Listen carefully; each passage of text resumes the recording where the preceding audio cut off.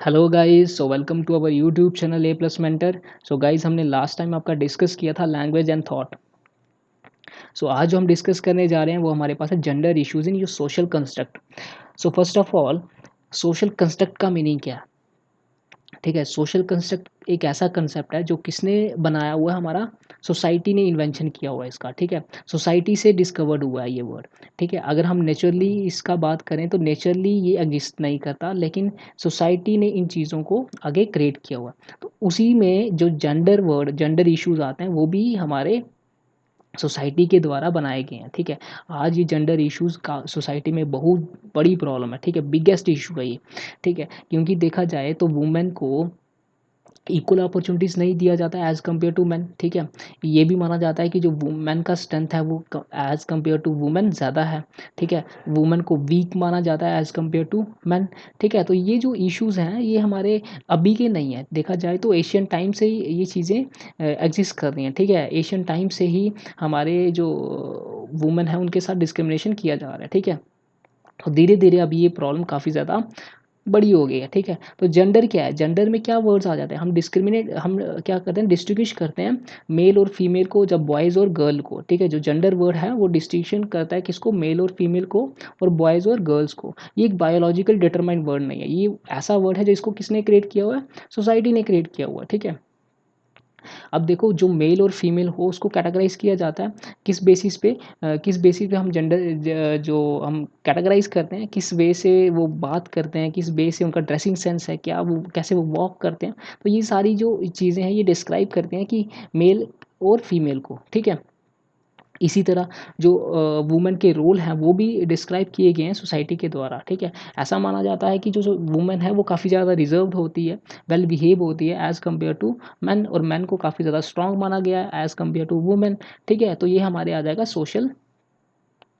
ये सारा किसने बनाया गया? हमारा सोसाइटी ने चीज़ों को बनाया गया। बट कभी कभी ये भी होता है ना कि सब कुछ तो अपोजिट भी है। अब देखा जाए तो अब तो ये चीज़ें अपोजिट हो रही हैं। ठीक है, अब तो जो काम मैन कर सकते हैं वो तो वुमेन भी कर सकती है। ठीक है, ऐसा नहीं है। तो ये किसका इफेक्ट है? हमारी एजुकेशन का इफेक्ट है, कि जिसके कारण जो हमारे जेंडर इश्यूज़ हैं वो धीरे धीरे कम हो रहे हैं। लेकिन फिर भी हमारी काफ़ी ज़्यादा सोसाइटी है जहाँ पे प्रॉपर एजुकेशन नहीं दिया गया है, वहाँ जहाँ पे प्रॉपर एजुकेशन नहीं हो रहा, वहाँ पे आज भी ये चीज़ें एग्जिस्ट करती हैं।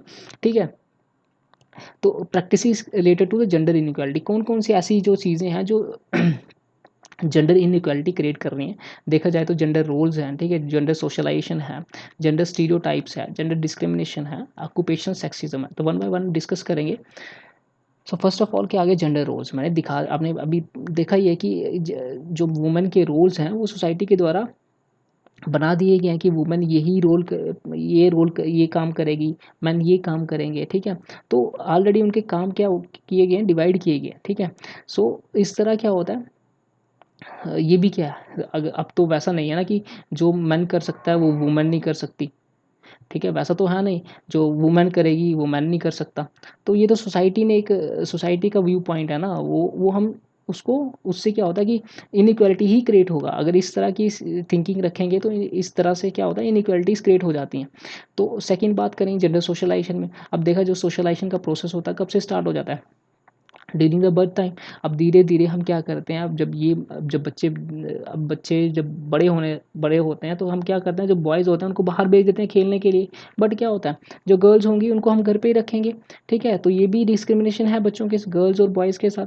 ठीक है, फिर स्टीरियोटाइप्स, जेंडर स्टीरियोटाइप्स में क्या होगा, एक पर्टिकुलर व्यू पॉइंट होगा हमें किसी के बारे में। ठीक है, किसी पर्सन के बारे में हमें हमारा एक पर्टिकुलर व्यू पॉइंट होता है। ठीक है, मे बी वो उस व्यू पॉइंट से डिफर होगा, लेकिन हम जो एक पर्टिकुलर व्यू पॉइंट बना लेंगे वो किस में आ जाता है? स्टीरियोटाइप्स में आ जाता है। ठीक है, तो स्टीरियो इस तरह का थिंकिंग भी जो है वो काफ़ी ज़्यादा ऑब्स्टेकल है आज हमें हमें जेंडर इक्वलिटी करने में। ठीक है, तो आपने देखा ही है ना कि आपको पता है कि जो मेल है उनको ज़्यादा इंपॉर्टेंस दिया जाता है as compare to female society में। ठीक है, उसके बाद जेंडर डिस्क्रिमिनेशन तो आपको पता है कि फीमेल और मेल के साथ होता ही रहता है। ठीक है, उसके बाद ऑक्यूपेशन सेक्सिज्म। अब यहाँ पे देखो, जो वर्क प्लेस पे होगा वहाँ पे देखो किस तरह का जो इनके साथ इनइक्वालिटी होता है, कैसे होगा। अब देखो, कोई भी अगर सेम रोल का जॉब है, लेकिन वहाँ पे क्या होता है कि जो मैन होगा उसको ज़्यादा सैलरी दिया जाता है एज़ कम्पेयर टू वुमेन। तो इस तरह का वहाँ पे इनइक्वालिटी क्रिएट हो जाता है। तो ये सारी जितनी भी हैं ये सारी क्या करती हैं, वो जेंडर इनइक्वालिटी को क्रिएट करती हैं। ओके गाइस, फिर हम बात करते हैं जेंडर बाइसिस के बारे में। तो जेंडर बाइसिस कहाँ कहाँ होता है? क्लासरूम्स में होता है, ठीक है। क्लासरूम्स में कैसा होगा? टीचर करेगा, टीचर किस तरह करेगा ये हम देखेंगे, ठीक है। देखो वन बाय वन डिस्कस करेंगे हम। सबसे पहले जेंडर बाइस इन द क्लासरूम में क्या होगा? तो अब देखो टीचर का थिंकिंग होता है, क्या होता है कि जो बॉयज़ होंगे वो ज़्यादा नॉइस क्रिएट करते हैं, ठीक है, और थोड़े जंगली टाइप के होते हैं, वाइल्ड होते हैं, ठीक है। उस तरह क्या होता है, गर्ल्स को क्या माना जाता है कि वो थोड़ा क्वाइट होती हैं, शांत होती है, पोलाइट होती हैं, ठीक है। उस उनके जो सोशल स्किल्स होंगे वो बेटर होंगे एज़ कम्पेयर टू बॉयज़। तो ये चीज़ें क्या कर जाती हैं, वैसा नहीं होता, ठीक है, अपोज़िट भी होता है चीज़ें। तो ये चीज़ें क्या, अगर हम इस तरह का थिंकिंग, ये वही आ गया ना, स्टीरियोटाइप थिंकिंग हो गया कि एक के बारे में हमने एक चीज़, एक वो व्यू पॉइंट बना लेना कि ये चीज़ें ऐसे ही, अगर ये इस कैटेगरी में आता है तो इस कैटेगरी के बंदे यही चीज़ें करेंगे, इनके अलावा वो चीज़ें नहीं कर सकते, दूसरी चीज़ें वो नहीं कर पाएँगे। तो ये एक जेंडर वाइस यहीं से स्टार्ट हो रहा है, देखा आपने क्लासरूम्स में भी। अब देखो अब जो children with not match the stereotypes role सफ़र।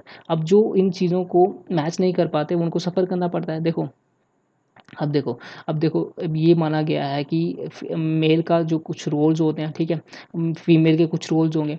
लेकिन अगर देखो मेल अपने रोल्स जो अपने कैटेगरी के अकॉर्डिंग वो अगर परफॉर्म नहीं कर पाता, तो उससे क्या होता है, उसको कभी कभी क्या होता है, सोसाइटी में प्रॉब्लम्स फेस करनी पड़ती है, सफ़र करना पड़ता है, ठीक है, चीज़ों में। फिर आ जाता है इम्पैक्ट ऑफ जेंडर बाइस। अब देखो एक चीज़ और यहाँ पे देखो हम बात करेंगे। अगर सपोज़ करो कोई लड़की क्या कर लेती है, मैथमेटिक्स में अच्छे नंबर ले आती है, ठीक है, तो ये माना जाता है कि उस लड़की ने हार्ड वर्क के कारण वो चीज़ें लाई हैं, ठीक है। उसका जो नेचुरली उसका अंदर का टैलेंट नहीं है, जो अंदर की इंटेलिजेंस, वो इतना इंटेलिजेंट नहीं है कि वो मैथमेटिक्स में इतने नंबर ला पाए, ठीक है। उसे वो मानना क्या है कि उसने हार्ड वर्क किया और उसके उतने नंबर आए। बट अगर कहीं कोई बच्चा सपोज़ करो कोई लड़का है, लड़का मैथमेटिक्स में अच्छे नंबर ले आता है, लेकिन उसका क्या बोले, नहीं है भाई, इसका ब्रेन शार्प है, ठीक है। लड़के जो होते हैं वो मैथ्स और साइंस में अच्छे होते हैं। तो इस तरह का जो स्टीरियोटाइप थिंकिंग वही आ गया ना।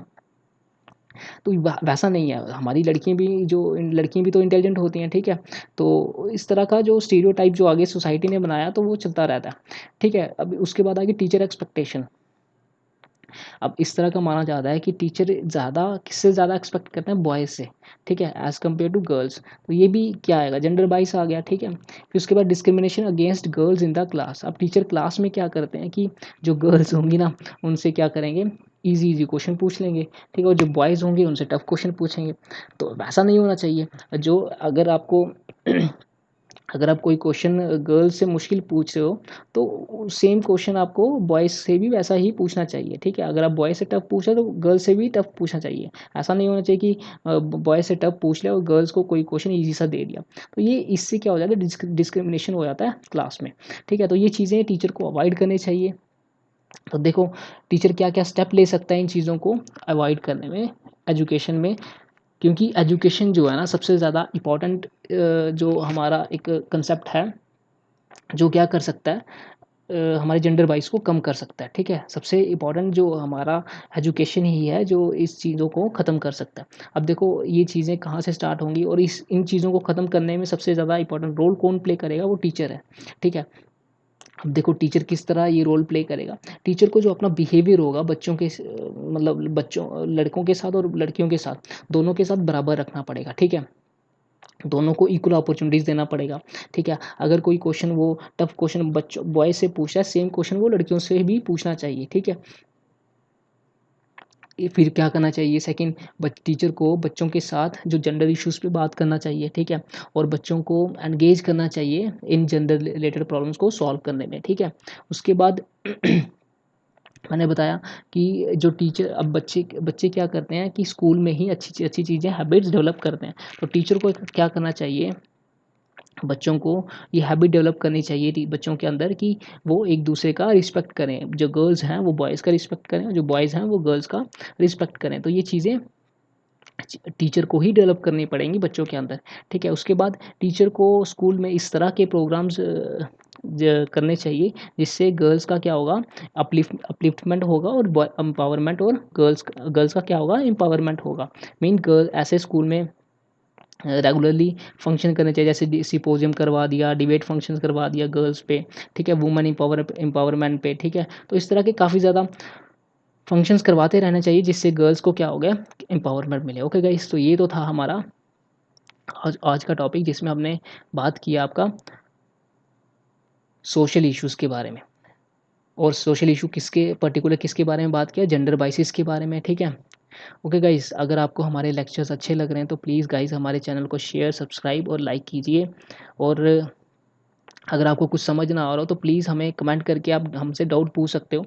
अगर कोई किसी ने कमेंट नहीं करना तो आप मेरी ईमेल आईडी पे भी मेरे से चीज़ें पूछ सकते हो, ajay singh.singh500@gmail.com। Okay guys, bye, thank you.